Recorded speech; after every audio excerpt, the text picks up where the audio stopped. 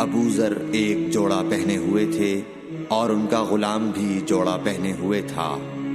سبب دریافت کیا گیا تو کہنے لگے کہ میں نے ایک شخص یعنی غلام کو برا بھلا کہا تھا اور اس کی ماں کی غیرت دلائی یعنی گالی دی، تو رسول اللہ صلی اللہ علیہ وسلم نے یہ معلوم کر کے مجھ سے فرمایا، اے ابو ذر،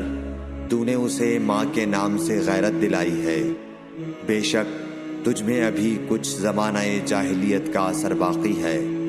یاد رکھو ماتحت لوگ تمہارے بھائی ہیں، اللہ نے اپنی کسی مصلحت کی بنا پر انہیں تمہارے قبضے میں دے رکھا ہے، تو جس کے ماتحت اس کا کوئی بھائی ہو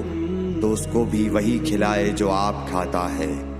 اور وہ کپڑا اسے پہنائے جو آپ پہنتا ہے،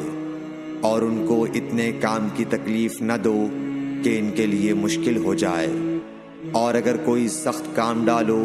تو تم خود بھی ان کی مدد کرو۔ صحیح بخاری حدیث نمبر 31۔